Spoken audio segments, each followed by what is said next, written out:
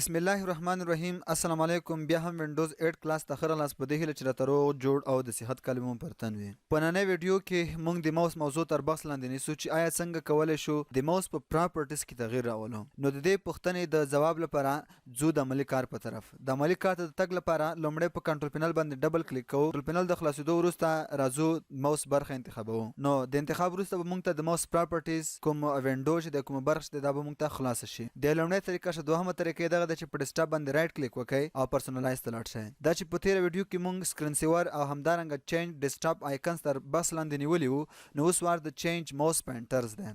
نو راځو دلته کلیک کوو.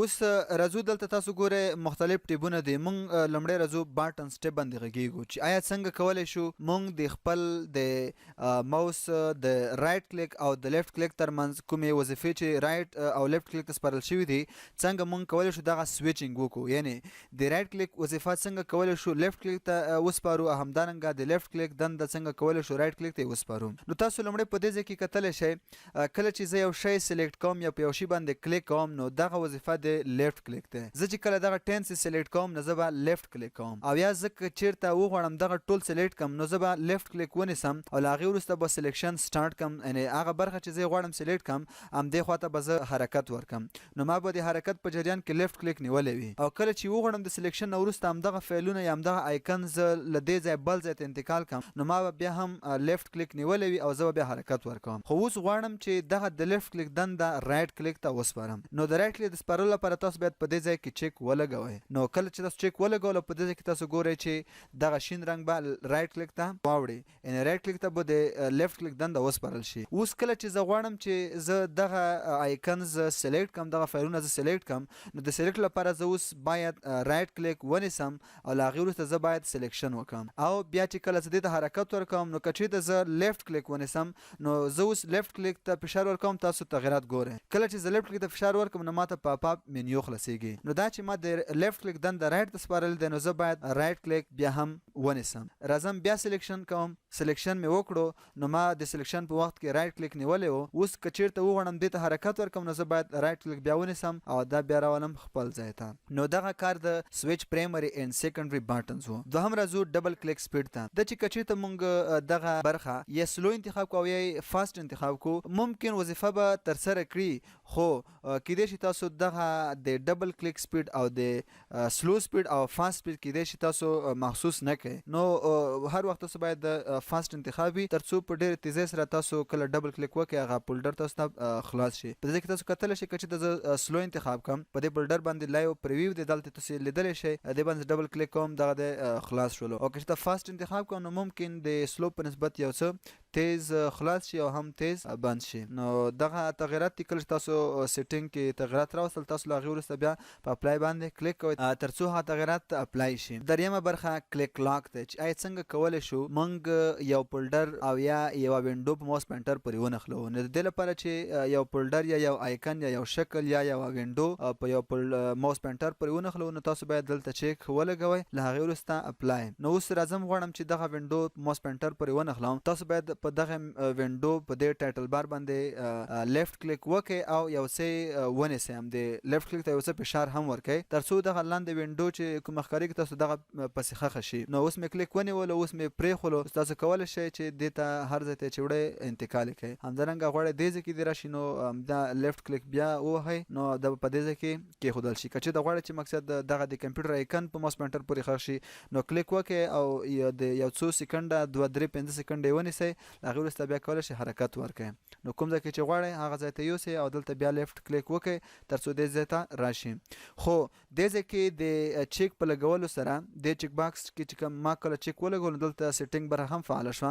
د دې سیټینګ برخه کې څه وایي؟ د سیټینګ برخه کې دا وایي تاسو اوس دې ځای کې هم لیدلی شئ دغه کوم باکس چې دی دغه هم پسې ښخ شوی دی. نو زه ورته وایم چې شرټ اور لانګ. شرټ په دې معنا کله چې زه په دې آیکن باندې کلیک کوم آیا شرټ د کم وخت لپاره زه کلیک په وکړم تر څو دغه آیکن په ماوس پوینټر پورې ښخ شي، او که چېرته لانګ انتخاب کوم نو دا معنا چې آیا تر ډېر وخته پورې زه همدې آیکن باندې کلیک وکړم تر څو زما په ماوس پوینټر پورې ښخ شي.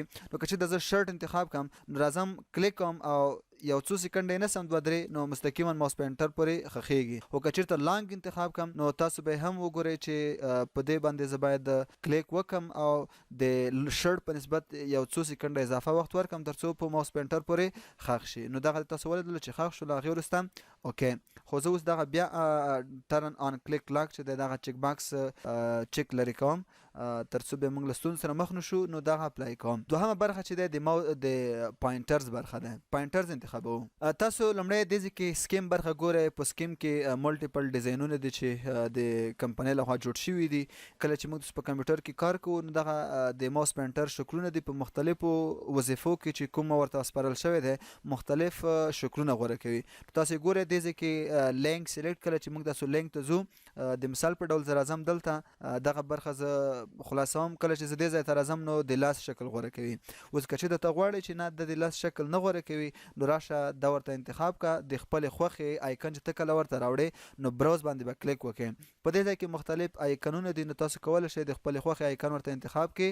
له هغې وروسته بیا اپلای کړئ ترڅو هغه د ستاسو خوښې آیکن راشي ورته. زه ورته یم چې کله چې زه لینک ته ځم نو زه باید دغه د قلم آیکن له ما سره وي. نو اوپن یې کړه. نو کله چې ته لینک ته ځې تاسو به دغه د قلم آیکن غوره کوي. لینک ته چې ته کله ورنږدې شي لینک باندې چې ته کله کلیک کوي نو دغه آیکن به غوره شي. شکل به دغه غوره کی. نو اپلای باندې کلیک وکړه. له هغې وروسته چې ته اوس لینک ته نږدې کېږي نو دغه د قلم شکل به راځي. همدارنګه که چېرته نارمل سلیکشن کوي نو نارمل سلیکټ وخت کې ماوس پوینټر په دې شکل وي. نه یې غواړې نو راځه دلته ته بل ورته انتخاب کړه. زه ورته د ایرو بیزي دغه انتخابوم. خو اصلا دغه کار چې دی دغه آیکن چې ما انتخاب کړ دغه اصلا چې کله سیستم بیز شي نو په یو وخت کې تاسو به لیدلی وي په خپل سیستم کې دغه شکل غوره کوي. خو دې ځای کې د ستا خپله خوښه ده ته کولی شي ورته هر یو شکل بدل کړي. کله چې تا د خپلې خوښې شکلونه ورته راوړل نو په سیو اس باندې کلیک وکړه. له هغې وروسته دې ځای کې ته ورته نوم ورکړه NZZ نوم ورکړم او اوکې کوم یې. نو اوس دغه د زما د خپلې خوښې یو سکیم جوړ شو. خو په دې ځای کې ته کولی شي مختلف نوره د سیستم لخوا کوم جوړ شوي سکیمز چې دي هغه هم ورته انتخابولی شي. ملټیپل سکیمز دي کوم یو چې تا ته خوند درکړي نو ته هغه کولی شي ورته انتخاب یې کړې. نو شکلونو یا په رنګونو کې یا په بارډر کې او یا په شکل کې تغییر راځي. نو مختلف سکیمز دي چې کوم یو چې ته ورته انتخابوي دغه یو څه غوړ دی. نو کله چې خوښ شو اپلای. اوس به ماوس پوینټر بالکل بدل شي. خو که چېرته د نه غوښتل چې نه زه ځم خپل پخواني ماوس پوینټر کوم سکیم چې ما جوړ کړی و هغه انتخابوم نو لاړ شه همدې سکیم ته بیا لاړ شه. دې ځای کې کوم نوم چې تا ورکړی دی هغه باندې کلیک وکړه. نو هماغه د ستا کوم د خوښې سکیم چې جوړ کړی دی هغه به ورته راشي. کله چې دغه انتخاب کړ له هغې وروسته بیا اپلای باندې کلیک وکړه نو اوس به هغه د ستا د خوښې سکیمز کوم د پوینټر شکلونه چې دي هغه به راشي دلته عملي به شي اپلای به شي. نو که چېرته دې غوښتل چې نه باید دغه زه باید ډیفالت حالت ته یوسم لکه څنګه چې په لومړی ځل و نو همغه یو ته انتخابوه چې کوم کې تا تغییر راوستلی دی او په یوز ډیفالت باندې کلیک کوه. اوس یې هم تاسې وګوره چې په دې شکل دی که چېرته زه په یوز ډیفالت باندې کلیک وکړم نو دا په دې معنا چې په کوم شکل چې لومړی جوړ شوی دی باید هغه عادي حالت ته یا نورمال یا د سیستم خپل حالت ته د وینډوز خپل حالت ته باید لاړ شي. نو په ډیفالت باندې کلیک وکړه. نو یو به په دې شکل ته کولی شي چې بوځې. خو که چېرته دې غوښتل چې نه زه د مکمل سکیم چې ما جوړ کړی دی دا زه په یو ځل ډیلیټ کوم نو ته به هغه له دې ځایه یو ځل انتخاب کړي. له هغې وروسته په ډیلیټ باندې کلیک وکړه. تا ته میسج درکوي چې غواړې دغه له منځه یوسې له سیستم نه یوسې. ته ورته ولیکه چې یس بالکل دې له منځه لاړ شي او اپلای کړه. نو اوس بیا هم هغه عادي حالت ته لاړو. دې ځای کې چیک لومړی وخت کې نه وي لګېدلی او که چېرته لګېدلی وي دنده یې دغه ده چې آیا د ماوس پوینټر لاندې د سیوری راشي او که نه. اوس تاسو ګورئ د ماوس پوینټر لاندې سیوری نشته. نو که چېرته غواړئ نو دلته چیک ولګوه. اوس به د ماوس پوینټر لاندې یو څه سیوری پیدا شي تاسو یې بالکل لیدلی شئ. راځو بیا د پوینټر آپشنز برخې ته. که چېرته تاسو د ماوس سپیډ ډېر کمزوری وي تاسو ممکن له درې ډول ستونزې سره مخامخ شوي وئ. ستاسو ماوس پوینټر ډېر ورو حرکت کوي نو دغه کومه ستونزمنه خبره نه ده. تاسو باید د دې ویډیو په کتلو سره د خپل سیستم د ماوس پوینټر د پراپرټیز ستونزې باید تاسو په خپله حل کړئ. نو راځو تاسو د ماوس پوینټر برخې ته ځان راورسوئ د ماوس پوینټر آپشنز برخې ته. په دې ځای کې تاسو کولی شئ د خپل ماوس پوینټر سپیډ تیز کړئ. فاسټ انتخاب کړئ ترڅو د ستاسو د ماوس پوینټر سپیډ بیخي سرعت پیدا کړي تیزوالی پیدا کړي سرعت یې ډېر تیز شي. نو دوهم دغه برخه چې کومه تاسو ګورئ دغه لومړی وخت کې آن وي دغه چیک باکس ټرو وي چیک لګېدلی وي. خو یوازې د دې چیک باکس په اړه دومره یادونه کوم دغه چیک باکس تاسو باید هر وخت چیک وساتئ ټرو باید دغه ته باید چک لګیدلی وي. د دې چک باکس دنده دغه د یوازې دوه خبرې پکې کوم. هغه لنډ داسې وایم چې که چیرته موږ دغه چک باکس ولګو نو زموږ د ماوس پوینټر حرکت به ډیر په دقیق ډول سرته رسیږي. انهانس پوینټر پریسیژنز یعنې زموږ د ماوس د پوینټر د تګ دقیقوالی به ډیر منظم ډول نه به حرکت کوي. لنډ داسې وایم. خو که چیرته غواړئ چې د دې په اړه اضافه معلومات ترلاسه کړئ نو تاسو باید ګوګل ته مراجعه وکړئ. یوازې همدغه ورته ولیکئ نو ممکن همدغه زما خبرو په تایید یو څه اضافه تشریح درکړي. نو دغه موضوع بیخي لږه یو څه پراخه موضوع ده، خو یوازې دومره یادونه بیا هم کوم چې تاسو باید دغه چیک فعال وساتئ ترڅو زموږ د ماوس سپیډ یا زموږ د ماوس حرکت باید په دقیق ډول ورسیږي. یعنې څومره چې موږ خپل د کمپیوټر ټچ پیډ ماوس او یا ایکسټرنل یو اس بي ماوس ته څومره چې حرکت ورکو باید په هماغه اندازه ماوس پوینټر هم حرکت وکړي. نو تاسو باید دغه چیک آن وساتئ. بیا راځو سنیپ ټو ته. که چیرته موږ وغواړو چې زموږ ماوس پوینټر د هر وخت په اوکې باندې یا په یس باندې ولاړ وي، هر ډول ډایلوګ باکس چې موږ ته خلاصیږي نو باید زموږ ماوس پوینټر ډایرکټ په اتومات ډول په اوکې باندې ولاړ وي. نو تاسو باید دغه چیک باکس ولګوئ، ټرو کړئ او له هغې وروسته اپلای. نو اوس زه دغه اوکې کوم. اوس راځم کله چې ماته همدغه د ماوس د پراپرټیز وینډو خلاصیږي، ډایلوګ باکس خلاصیږي البته، نو دغه ماوس پوینټر به اتومات په اوکې باندې ولاړ وي. نو زه راځم دلته چې څنګه کلیک وکم نو تاسو اوس په دې ځای کې لیدلی شئ چې بالکل زما ماوس پوینټر په اتومات ډول په اوکې باندې ولاړ و. نو زه راځم دا چې ما سکیم ډیلیټ کړی دی نو زه ورته دا انتخابوم او اپلای کوم. نو اوس به د ماوس پوینټر یو څه لږ واضح ښکارېږي او شیډ تاسو هم لیدلی شئ. اوس د دې چیک په آن کولو سره یې شیډ اوس تازه شوه په دې سکیم کې. نو اوس بیا راځم زه ورته وایم چې نه زه نه غواړم چې په اتومات ډول د اوکې باندې ماوس پوینټر ودرېږي. نو ته بیا راشه پوینټر آپشن انتخاب کا، له هغې وروسته دغه چیک لرې کا او اپلای کا. نو زه اوس بیا اوکې کوم او له هغې وروسته راځم ماوس پوینټر ته او دلته کلیک کوم.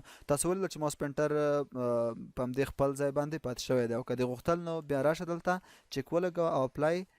اوکې اوس بیا هم لیدلی شئ په اتومات ډول ماوس پوینټر په اوکې باندې ولاړ دی. اوس د پوینټر آپشنز برخې ته راځو. په دې کې ویزیبیلیټي ډسپلی پوینټر ټریلز، آیا زموږ د ماوس پوینټر ټریلز دې ښکاره شي که نه. ټریلز په دې ځای کې تاسې ګورئ لومړی دغه ماوس پوینټر د هغې تر شا چې کوم نښانونه ګورئ دې ته ټریلز وایي. ټریلز معنا دی سیریز اف مارکس، یعنې د پوینټر کوم نښانونه چې پاتې کېږي، مارکس چې پاتې کېږي دغه ته موږ ټریلز وایو. خو که موږ په ساده پښتو کې وایو چې لکۍ، البته لکۍ ته ټریل وایو خو لکۍ موږ هم فرض کولی شو چې د ماوس لکۍ. نو که چېرته غواړئ چې د ماوس د ټریلز فعال شي چیک ولګوه او د تاسې چې ګورئ په دې ځای کې د ماوس حرکت د ماوس پوینټر د زه حرکت ورکوم دغه تر شا نښانونه ګورئ دې ته د ماوس لکۍ یا ټریلز وایي.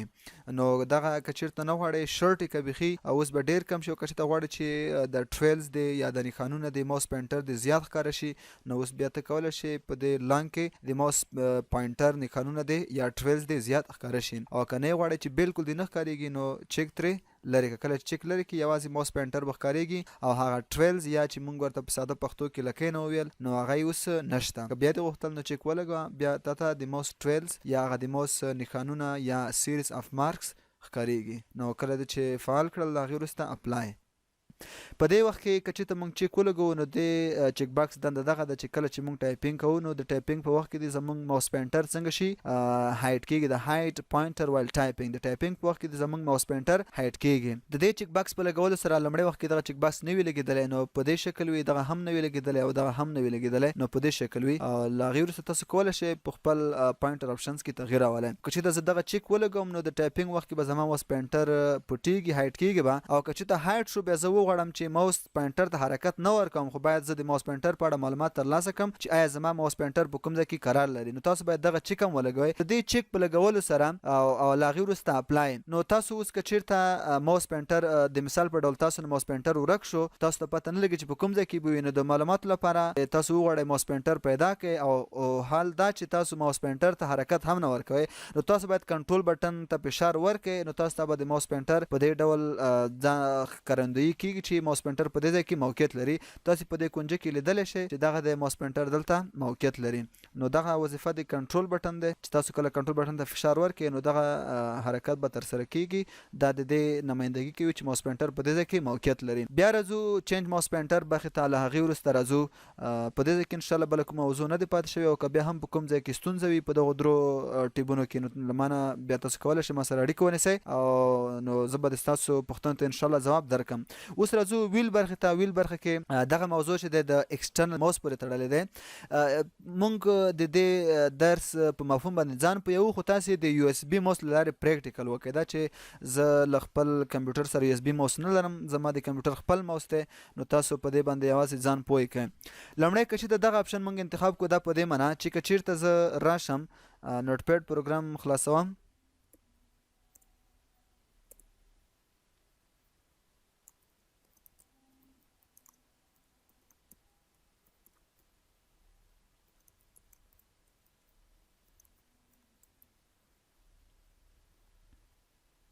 نو کله چې تاسو خپل ایکسټرنل یو اس بي موس له خپل کمپیوټر سره وصل کړئ ویې تړئ نو لومړی دغه چیک د دې وظیفه لري چې که چېرته زه د موس هغه د یو اس ایکسټرنل یو اس بي موس په منځ کې کوم ویل چې تاسو ګورئ د دوو بټنو ترمنځ هغه ویل کله چې زه یو ځل دغه ویل ته حرکت ورکم نو آیا په عین وخت کې د یو ځل حرکت سره د څو لاینه دغه صفحه واوړي سکرول دي شي نو دلته ما ورته درې لاینه انتخاب کړي دي په دې شکل به راځي.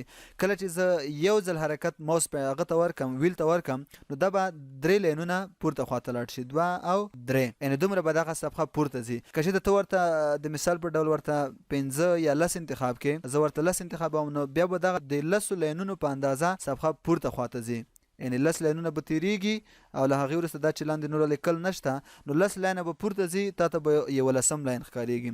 خو که چېرته غواړئ چې نه په عین وخت کې دا ون سکرین اټ ټایم لاړ شي نو دا په دې معنا چې زه راځم اوس ایم اس ورډ ته دغه خلاصوم. زه دلته لیکم تاسې ګورئ پیج 1 او بیا ځم لاندې پیج 2. نو که چېرته زه اوس هغه ایکسټرنل یو اس بي موس له خپل کمپیوټر سره وتړم او له هغې وروسته به راشم دغه برخه انتخاب کوم نو دا په دې معنا چې ون سکرین اټ ا ټایم ون سکرین اټ ا ټایم په دې معنا زه دغه اپلای کوم او له هغې وروسته بیا راځم دلته. کله چې زه یو ځل حرکت ورکم نو د یو ځل حرکت سره به دا مستقیما دوهمې صفحې ته ځي دا به چېرته ځي دې صفحې ته. که بیا واپس زه ویل ته حرکت ورکوم نو بیا به راځي لومړۍ صفحې ته. نو دغه دنده د دویم چیک وه چې کله موږ دغه چیک ولګوو نو په د یو ځل ویل حرکت سره به ون سکرین اټ ا ټایم دغه حرکت کوي. نو کله چې زه په پیج 1 کې ودرېږم او ما هغه ویل ته حرکت یو ځل ورو حرکت ورکوم نو دا به مستقیما دویمې صفحې ته ځي. نو دغه خبره د ویل مربوط خبره وه. تاسو په دې ځای کې ولیدله په لومړی اپشن کې د لاینونو خبره ده او په دوهم اپشن کې د ون سکرین اټ ټایم. دغه برخه د ورټیکل دغه په عمودي برخه پورې تړلې دی ولاړ وي دا هوریزونټل دا بیا په افقي برخه پورې تړلی ده چې داسې پروت وي. نو انشاءالله دې کې به هم کومه ستونزه نه وي. او راځو بل هارډویر برخې ته راځو. په دې ځای کې تاسو لیدلی شئ د خپل موس په اړه معلومات دي. اوس یوازې زه د خپل کمپیوټر موس لرم دوهم موس که چې زه ورسره کنیکټ کم نو دلته به دوهم موس موږ ته هم ښکارېږي او دې ځای کې ډیوایس پراپرټیز دی منیفیکچرر چې دی مایکروسافټ لوکیشن یې پلګډ ان ټو پی اس 2 موس پورټ دی پورټ کې موقعیت لري دې پورټ کې پلګډ ان شوی دی داخل شوی دی او ډیوایس سټیټس چې دی اوس بالکل په صحیح ډول کار کوي. نو د موس برخه په همدې ځای پای ته رسوو. بیا هم که کومه ستونزه ما سره اړیکه نیولی شئ انشاءالله زه به د ستاسو پوښتنو ته په وخت ځواب درکوم. تر بیا خیر چرې الله مو مل شه.